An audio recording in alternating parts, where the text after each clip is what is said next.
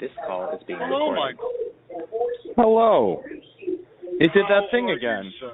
where it tells us It we're did. being recorded. That's weird. That's weird that it doesn't do it always, but it does it sometimes. Very strange. Maybe in these politically charged environments. Well, yeah, for legal reasons, they probably, they got to do that. Because you're not allowed to record someone without telling them that you're recording them. Yes. Yes. To protect my legal ass over here. How's Lurch? How's Lurch today? I didn't see Lurch. I just went up for cigarettes and came back down. Okay. How long did that? Why did that take so long? Because I stopped at a couple of card stores and stuff like that too. Grabbed a couple more collector pieces for my binder. Yeah. Your television is loud. Oh, can you turn the volume down a little? I thought you were watching the game. Oh. Yeah. Oh shit! I'm sorry. Probably. I haven't even bothered turning the game on yet. Yeah. Well, so you can't find the Patriots? Like the Patriots aren't playing down here, or were you just watching the Patriots? No, they're not here. Okay, yeah, we can't watch, most of the time we can't watch the Patriots here. That sucks. You were watching Green Bay? Yeah, she was watching Green Bay. She's been watching the Bucks too. Got to see our man Brady. Yep. They're on tomorrow night though. So, tell me what kind of cards you get. What kind of special pickups? I got an Expedition Flooded Strand and an Expedition, I think, I want to say Razor Grove something. I forget now. Yeah. But that makes piece number 16 and 17 for me. And okay. There are 30 pieces in the set that I am trying to assemble. Mm-hmm. So we're on our way. It's like a set of cards that are all supposed to go together, or it's a deck you want to put together, and these are the cards. No, it's a set of it's a set of special edition cards that I want. Okay. They're cheap right now. It's like collection. Yeah. They're cheap right now. I do think within a couple of years they'll start climbing back up and get the value back. So. Okay. That's fun. So there's this, as with all collectibles, you have to wait for them to be collectible. Yeah, you gotta. It's like a gamble. It's a long game. So there's this little TV show. It's on Disney Plus. I don't know if you've watched it, but no, I've never heard of it before. The second season premiered on Friday. I don't even know what Disney Plus is. Disney Plus. It's this streaming service. There's this company. Well, they've been around for a while. Like They're called Netflix? Disney. It's sort of like Netflix, yeah, but it's all from this one production company called Walt Disney Pictures. And, again, never heard of them. So they control some lesser known franchises. If you've ever heard of something called Marvel, or there's this company. It's really obscure. It's called Pixar. They own these guys. But there is another franchise. You might have heard of this one. It's called Star Wars. If that rings a bell. I may have heard of it in passing. Okay. Well, they have their first live action TV series now. They ran for a season last year. People kind of liked it, and the second season premiered on Friday. It's called The Mandalorian. Oh, Yeah. That's I figured you'd know what I was talking about once I got to that. Yeah. Yeah, a lot of people have been telling me about that. That's like, isn't there some like gremlin in it? Like the movie. Yeah, this little green puppet guy. Okay, cool. Yeah. Cool. Yeah. I can get behind it. Mhm. I mean, yeah, it's fun. Not it's that fun. I'm not 100% behind behind it. Yeah. In case the internet didn't pick up on that, that was a ruse. There was a ruse. We got you. We fooled you. Yeah, we got everybody. I watched it. Yeah. I wanted to watch it again before we talked about it. Yeah, me too. I didn't end up doing it. I did dishes and played video games for a while. Me either. Yeah, same. That's actually exactly what happened to me too. I'm also like rewatching but I the watched Marvel it. Universe right now, so. Yeah. I did watch it though. Yes. It was very good. And it was very good. So the premiere episode, it was, I believe, 54 minutes, which I might be wrong, but I'm pretty sure that's the longest episode they've done so far. Yeah, it was. Most of them, some of them clock in around like 40 minutes, but like, it felt like the shortest episode. Like watching it, like I enjoyed it enough that when it was over, I was like, oh, it's over already? Yeah. So everybody has a chance before we get into it. There's definitely going to be spoilers. It's like there's not a lot of huge like universe breaking stuff that went on in this episode, but like if you don't want to know anything going into it, just skip this episode. Yeah, you're going to want to turn us off because we're going to talk about it for a good long time. Yeah. So that's your warning to get the fuck out of the room before we start talking about it. But so I like that, like, so Amy Sedaris, that mechanic character. Yep. I love that they brought her back. She was like my favorite like bit character from the first season. I like that she was over the top excited to see the child again. She fucking loves the child. And those pit droids. Get away from there. He doesn't like your kind. Probably needs a once over. Well, you fucking heard him. He likes you now. Fucking R5-D4. Yeah. And that's not just some random R5 unit. It has been confirmed that is the same droid from A New Hope. Yeah. And if you look real close on the back of his head, you can see these like scorch marks on that panel that exploded. From when he got blown up. Uncle Owen bottom, yeah. That pit droid getting his face stuck in the vacuum hose. Yeah. They have been really working on like the little ha-ha moments, and I like that. I love that. So I knew going into it that Timothy Oliphant was involved in this season in some way. I hope they bring him back as a character. I hope this wasn't just like a one shot, because I love that it was such a, like, Timothy Oliphant, he plays like that character so well. Like on Deadwood, the bartender at the bar they go to in the episode, that is played by another actor from Deadwood. Nice. Yeah. No, I just shoot, I forgot what I was going to say. It's overwhelming.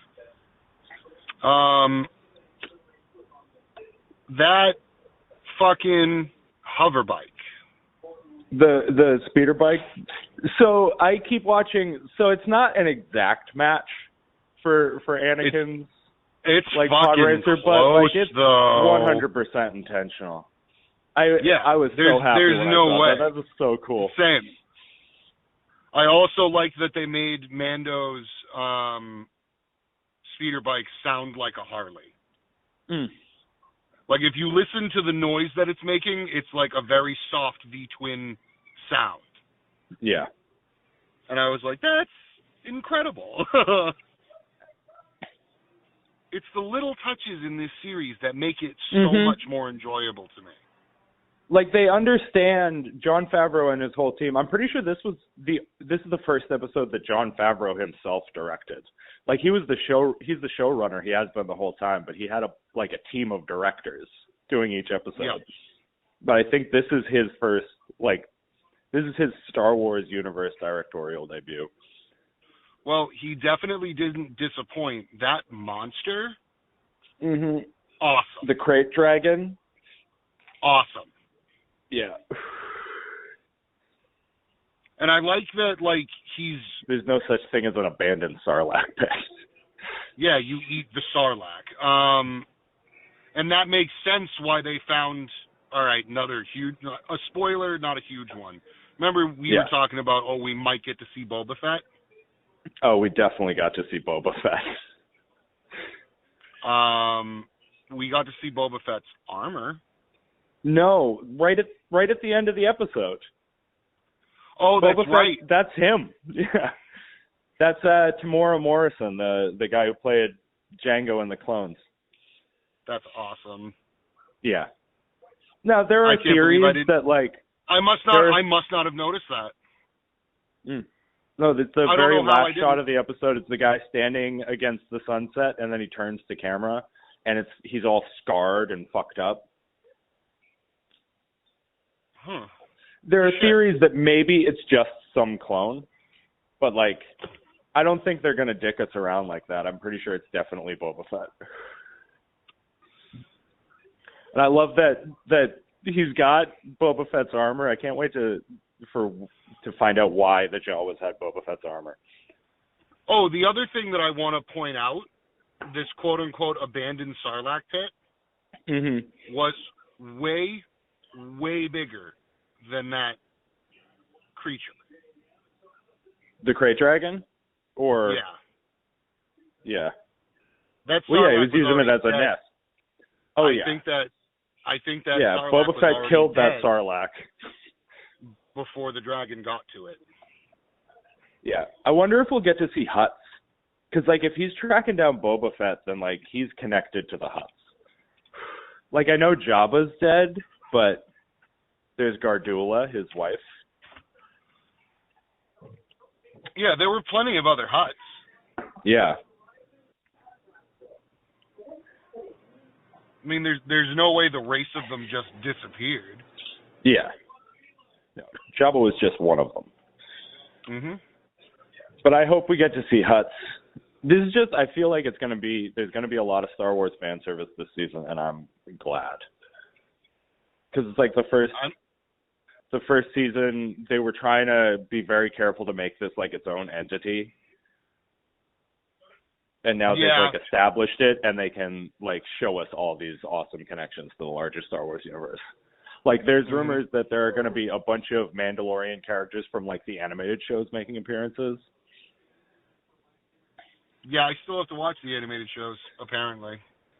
I watched 20-minute recap that was just all the information that is necessary from the animated stuff. Specifically about the Mandalorians, because they played a big role in Clone Wars and Rebels. Excuse me. Jon Favreau did the voice of a Mandalorian on Clone Wars. Huh. Pre Vizsla or Paz Vizsla, one of them is his character on Clone Wars, and one of them is his character on The Mandalorian. That big douchebag Mandalorian after when he brings the Beskar steel into the culvert. Yeah, and he starts talking a bunch of shit. Yeah. Yeah, that is, I believe that's Paz Vizsla, voiced by Jon Favreau, who also voiced Pre Vizsla on Wars.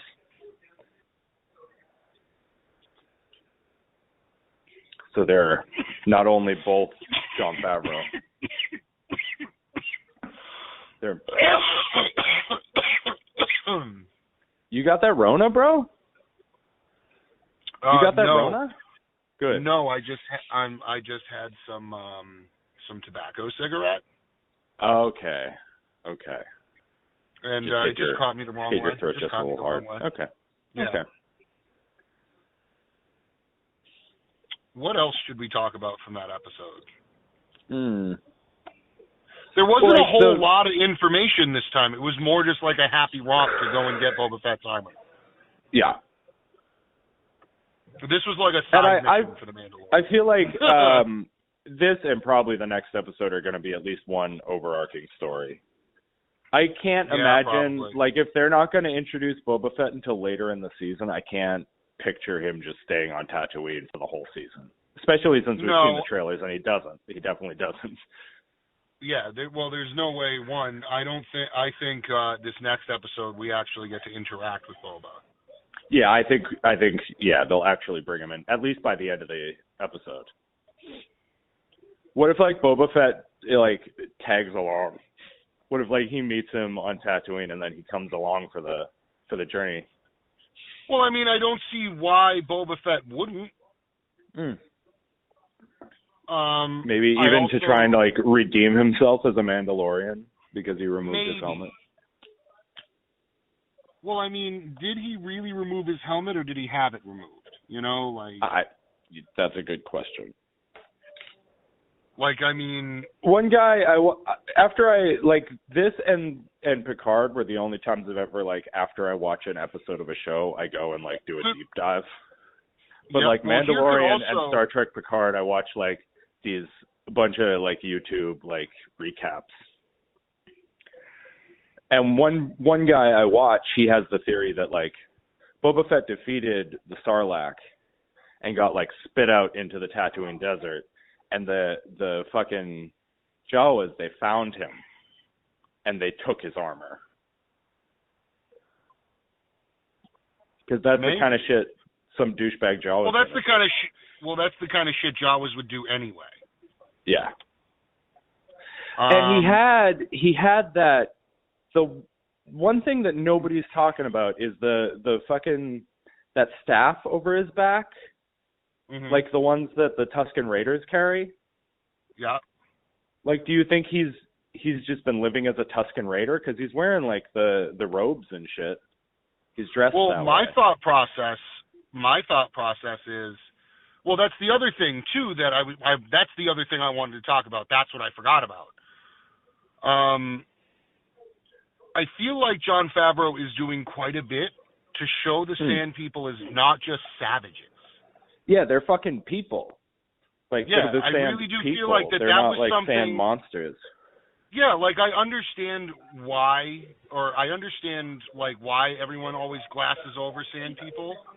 Just because they serve a purpose to, like, move the story along. I get it. It's like in video games, it would be called a mob. That's just the enemies that you run into all the time that are easy to defeat but kind of an inconvenience. Yeah, but they're not that. You have to, I mean, like... Yeah, no, like... Yeah, they move in columns to hide their numbers. Well, why did they do that? Why is this? Why is that? Can we get more story on the Sand People? They can strategize like a hunter. Yeah, and now we get it. The other theory that I want to propose to you, so maybe we can have our own, like, a little original thing. Yeah. And you can stop me if you've already heard it. I want to clock it right now. It is November 1st at 2:19 p.m. I got Eastern 2:20. time. Tell me what you're saying. Tell me what you're going to say. I feel like Boba Fett defeated the Sarlacc out of survival, obviously. And then when he was done, realized the entire world now thinks he's dead. Everyone now, the guild thinks he's dead. The Empire thinks he's gone, just in case the Empire is still around, and all the rest of these things, before he even figured out, the rest of it, whatever. Yeah. Decided that he was done as a bounty hunter, that this was it. This was too fucking close. This was the end for him. So he sold his Beskite armor. Because it's worth billions of credits. You know what I'm saying? Yeah.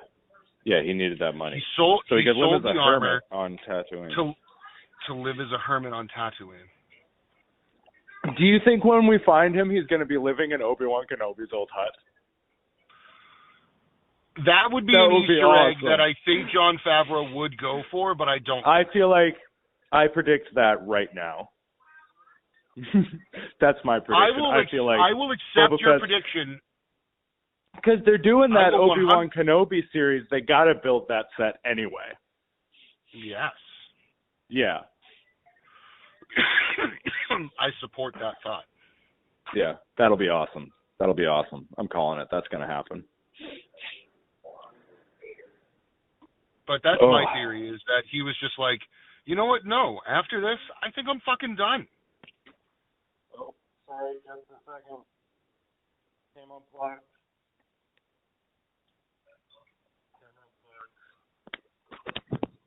All right, I'm back. I mean, I just feel like that's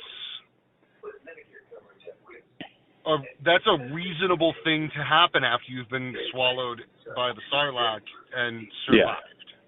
Yeah. Like, you got to think about the fucking horror he must have seen in there. Yeah. Especially, I don't know what I was about to say. I lost my train of thought. I just think that is a 100% reasonable thing Mm-hmm. I mean, we have to understand that Boba Fett wasn't a fucking idiot. Yeah. Like, the other thing that we might think about as well is that he is a perfectly reasonable character. Yeah. So I feel like, yeah, okay, nope, I'm done. But I also think that going back to does Boba Fett tag along with Mando? I feel like he's neutral enough that it could go either way. Yeah, especially the fact that he's definitely dealt with Jedi. Yep. He knows what it's like to fight the Empire, or to work with the Empire, or to do anything. So, yeah, he'll be an asset, even if he's not Boba Fett the Bounty Hunter. Yeah, even if he physically can't be Boba Fett the Bounty Hunter anymore. Yeah. That could also be a reasonable storyline, that when he came out of the Sarlacc pit, he was too fucked up to continue. Yeah. So he sold his armor to make a life. Or out of the wild stretch, Boba Fett the pacifist. He's like, I think that's turned into some like desert monk. Yeah. I'm excited no matter what turns out. True. I think it's going to be 100% fantastic. Mhm. I have not been disappointed as yet, so.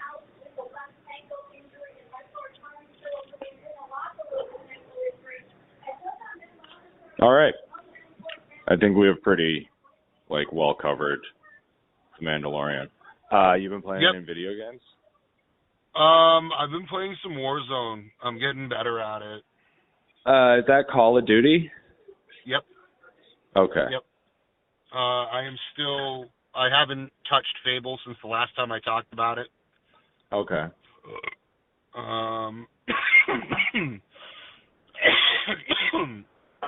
I am probably going to try and finish my playthrough of Borderlands 3. Because I was playing that with somebody else, and they have decided that I don't know if they have just decided they don't want to do it anymore, or if they're just more interested in Call of Duty, which is fine, one way or the other. I'm just going to finish it. Yeah. Video games. No, not a lot. So there's this new game coming out. It comes out January 2021. It's called Dragonborn. Next week. Or I should say possibly Tuesday, depending on the financial situation. I may pick up Squadrons. Nice. And nice. I've heard it's a really great VR experience. I'm cool with the VR thing because, I kind of get sick in a VR headset, so... Yeah. The motion sickness is pretty serious, and I don't much care for that, so... Yeah.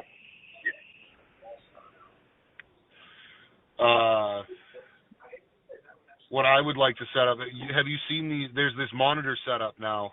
Companies are selling them that they're wraparound monitors. Like curved? Yeah. Like you're outside, you're not in a headset, but you can still turn your head, see everything, do all that kind of shit. Then there's I'm going to mute my mic for just a second.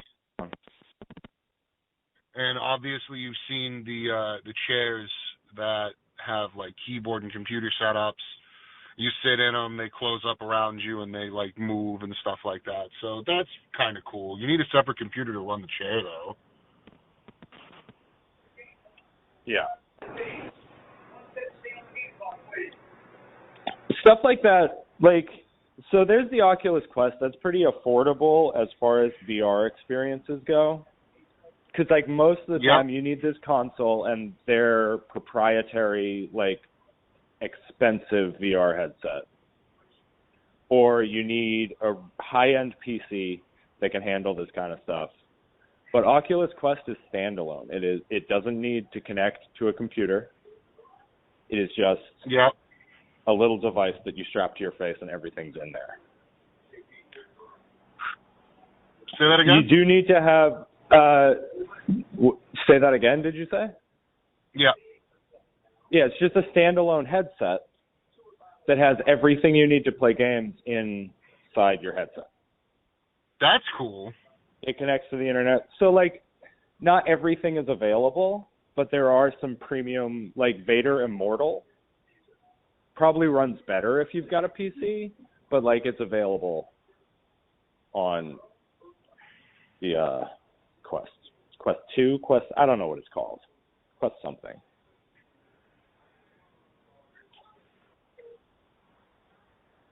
Still like $250, $300 for that. But yeah, but that's not bad. Yeah.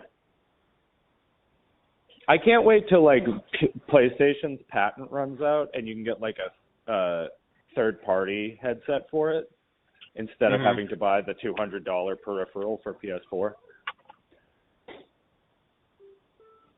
Though what's cool is that PlayStation VR, like at launch for PS5, like the current PlayStation VR works.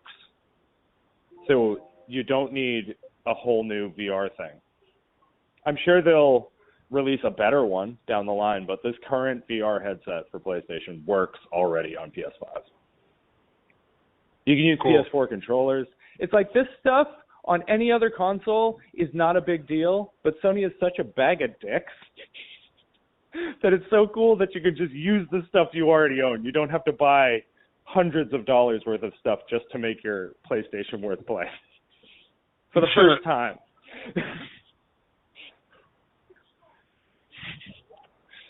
Well, backwards compatibility is not supposed to be a big deal. But Sony did it. No, it really isn't. Like, because I know that I can still use like old Xbox controllers on my Xbox One, and it'll still work. Yeah, fine. You could use the Steel Battalion fucking cockpit on your Xbox Series X. I bet you can just hook it right up, no problem. I'm not gonna lie to you, Michael. If I do ever find myself with a disposable income, I may purchase that game. Steel Battalion? Yeah. Did we look it up on YouTube, on eBay, like how much it would cost to get like the whole set? Yeah, it's with like the game? What it was like $200 or $300 or something like that. Yeah. It was an insane amount of money to play a video game most likely once. Yeah. For like 20 minutes. But I feel like nobody talks about Steel Battalion. They talk about the Steel Battalion controller. Yeah. Yeah. I'm just saying. But I bet it works with other games. I would hope. Other like mech games, probably. Maybe like that would be wicked cool with like a flying sim. Or you like those flying sims. Fucking Star Wars Squadrons? Yeah. How cool would that be? Let me tell you the thing I'm the most excited to see. Like I'm not a space combat flight sim kind of guy, so I'll probably never play Squadrons. But it does look really cool. Yep. Just the ship customization. Like you can put like graffiti on your ship, and you can decorate your cockpit and shit. Yeah, I'm just saying it looks like it's going to be a really fun game. Yeah. I've heard it's just a really great experience. Well, yeah, I mean, it's Star Wars, so... So that's the kind of game that will probably be, maybe not, it'll probably be available for, like, sometimes they put like premium games up on PlayStation Now, and they're available for like 3 months, and you can play them for those 3 months. There are thousands of games on PlayStation Now. There's nothing wrong with the system, with the interface or anything. It's just like they want you to buy these huge games. So that's where I played. What? No, go ahead. No, you go. You go. You said we got this big what? We got this big freak snowstorm. Oh yeah, I heard. The weather down here kind of feels like fall a little from time to time. The jealousy it's is just real. Like I would prefer. Yeah.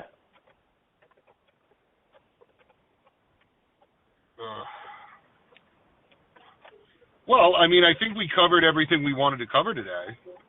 We did. Oh, there is one last thing. Okay. So they're developing a live-action Dungeons & Dragons TV series. How so? So, I don't know how to explain it any better. I mean, what I want is for it to be cut back and forth between players at a table and characters in a world. That is 100% not the way they're going to do it, but that is the only way you can do it. And that's why it's going to suck no matter what. Yeah, I feel like, otherwise there's no point in doing it. Like, there are all these really awesome fan movies that do that, and they're really great movies, and if they had, like, a budget, or if they had, like, you know, $1 million to spend on production, I feel like they'd be fucking awesome. And that's where, like, the comedy of the whole, when you play D&D with your friends, comes from, is the interaction and the banter between other players while you plan shit out. What the show you need to do would be half, like, the D&D movie, and the other half would be, like, Freaks and Geeks. Yeah. Have you ever seen Freaks and Geeks? I've seen a few episodes, I think. Make it about a bunch of nerds in the 70s or the 80s. And the other half is this, like, over-the-top, like, melodramatic fantasy adventure. It's basically like Stranger Things, but fantasy, not horror. Yeah. So, Melissa, did you hear her? No. She said Stranger Things, but fantasy instead of horror. Yes. So, that's 100% never the way they're going to make a D&D movie or TV show. I know. But that is the only way it can possibly work.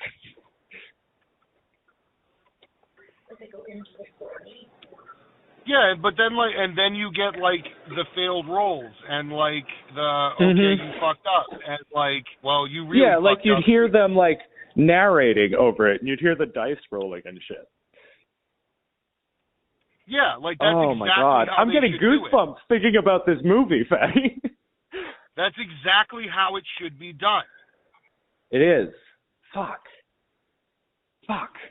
Dude, that's so good. Thank you. I'm going to write some stuff. About that. Yeah. That's a movie that, like, you and I and a lot of our, like, huge nerd friends would have a whole bunch of fun making. Yeah.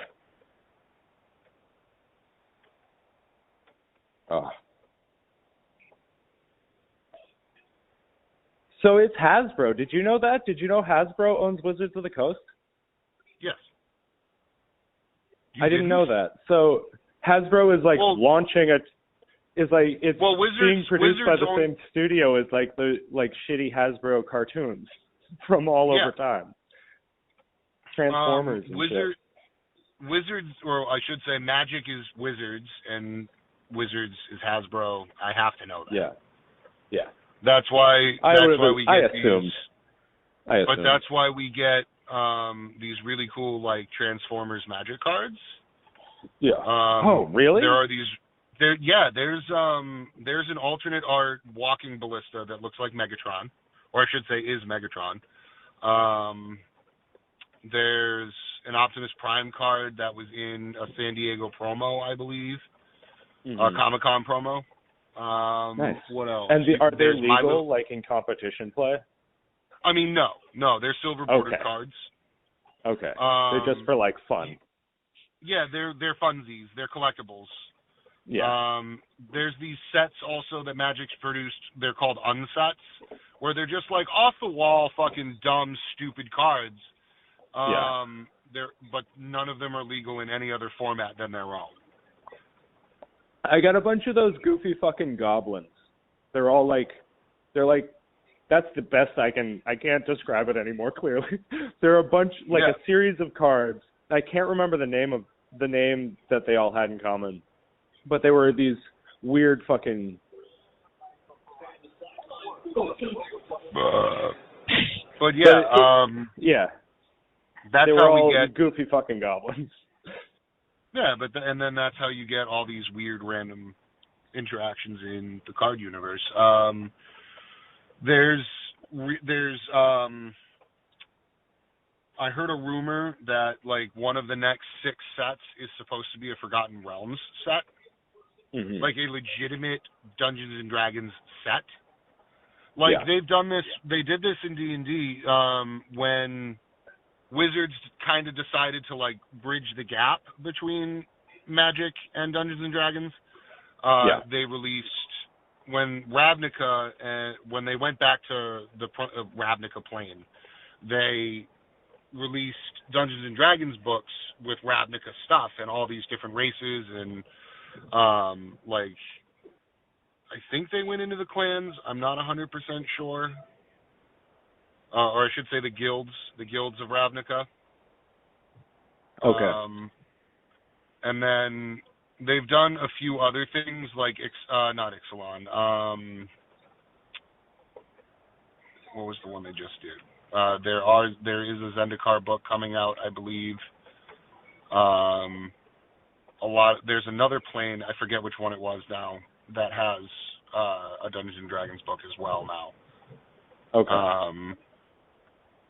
But yeah, there's supposed to be like legendary. I mean, obviously, if they're going to go to Forgotten Realms, they're going to have legendary creatures. That I'm hoping they will print what's called a partner commander. Partner commanders mean you can have 2 commanders. Okay. And they both interact with each other somehow, and then you build your commander deck, quote unquote, around it. You know what I mean? Okay. But what I'm looking forward to is seeing Drizzt Do'Urden and his companion, that panther. I forget what the name is now. It's been so long since I've read the books. Yeah.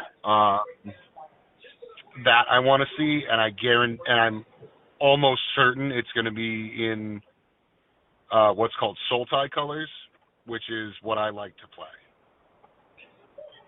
Those are my comfort. That's my comfort clan, is in those colors. Okay. And I can't wait to see that because I think it's going to be absolutely filthy. It's exciting for you. Like, I see it being dirty. Yeah. Does Wizards also do Pokemon? Yes. If it's a card game, chances are it's Wizard, right? Not necessarily. Okay. Do you play any other card games or just the Magic? No, I play Magic. I don't really want to waste my time with anything else. Like Yu-Gi-Oh! Yeah, because once you get into the more obscure stuff, people get more obnoxious. Yeah, like there's this game called Hearthstone that's like really popular. A lot of other people play that. I don't have any idea what that game's about. Obviously, there's Yu-Gi-Oh! I believe that is also on its way out, from what I understand. Yeah, because the kids who are playing Yu-Gi-Oh! Are like adults who have jobs and shit. Yeah, Like, from what I Yu-Gi-Oh understand, was that never good enough. Yeah, I feel like that from what I hear is like, it's super heavy pay to play. I mean, like, not like Magic isn't, but like, if you don't have like $1,100, you're not building a good deck, kind of thing. Yeah. The cat has a cigarette lighter in his box. We don't know how he got it in there. Got a little black 7-Eleven cigarette lighter. Nice. Yeah. So when are we playing D&D again? I am not sure.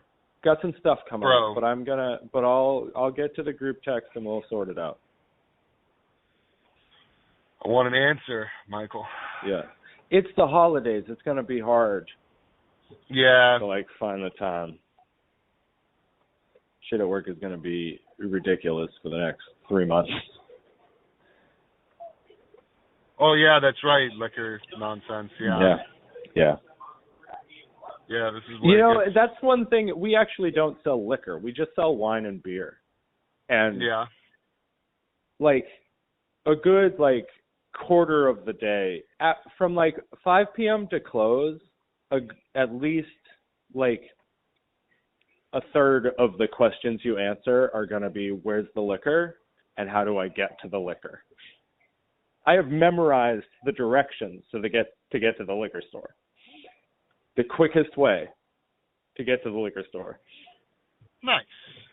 You go out the far end of the parking lot by the Starbucks. You take a right out onto Park Road. You go through that set of lights, and on your right, about a quarter mile up, it's next to the Wendy's.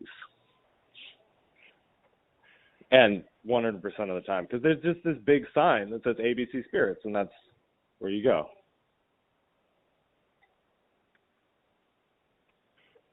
Makes sense. Yeah. But at least a third of the questions I answer are, where is the liquor? And how do I get to the liquor? It's like a lot of people, we're pretty close to South Carolina, so a lot of people have like, they're going to parties like in North Carolina. Mm-hmm. And down there, it's just like the stores sell beer and wine and liquor, but the liquor has to be like, it's one building, but there is a wall between liquor and everything else. It's a completely different part of the store. And they can't sell on Sundays. That's interesting. Yeah, it's just like a lot of tiny differences. It's like living on another planet where they're pretty much like us, but they're not exactly like us. I get it. And they're all sort of dumb. So it's like an advanced alien coming to live on Earth. Basically, me in North Carolina.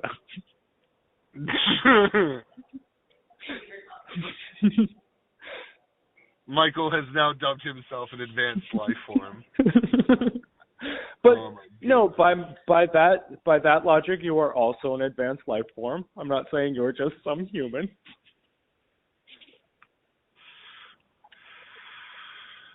No, I'm just some human. You're all right, Michael. Guy. Okay. It was good talking to you, sir. Indeed, oh, sir. wait, I meant one last thing. One last thing I got to tell you. So, the front door to my apartment building. Oh, good. You know, so it's not a doorknob. It's like a handle that you turn. You can picture that in your head? Like you grab onto it and you turn it? A handle, yes. Yeah. So, went out for a cigarette before bed last night, so like 12:30, maybe 12:15, and the handle was normal. She's saying 11:40. She's saying 11:45 at the latest. Late, and the handle was fully intact and right there. I went out this morning, and when I came back, I see the handle, and it's just like the nub at the end. And it's like chewed up. It's like all scratched up. And the handle part is just snapped off. Like, it's Okay. nowhere to be seen. And it's just, I can't picture in my head a human being doing this. It's like some cryptid tried to, like, attack us.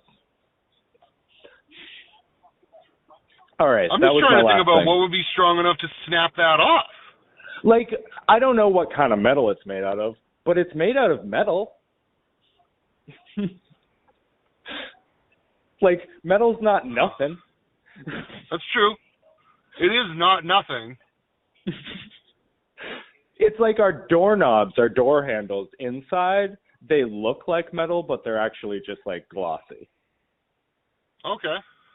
Yeah. You can just, if you pull too hard a few too many times, the whole thing just comes right out. We had to have our doorknob replaced. It was already fucked up when we got here. But our doorknob just fell off. Oh, shit. And I went to the office to tell them with the doorknob in my hand. Because to get, like, when you close the door, the doorknob just comes off. Mm-hmm. So I took the doorknob over there and showed them, and then I came back and used the doorknob to open the door. Had to replace it. And I've since then had to tighten it also. So that doorknob, you could just tear it off if you wanted to. But this fucking, I can't imagine. I can't picture the person. At least not, like, there's a basketball player here, but even him, I don't know. I don't know. All right, sir. That was my one last thing. That's funny as shit. Always try to find one right before we go. One last thing. All right, fun. brother. I'll see you later. Miss your face. I miss you too, sir. Later, man. Bye.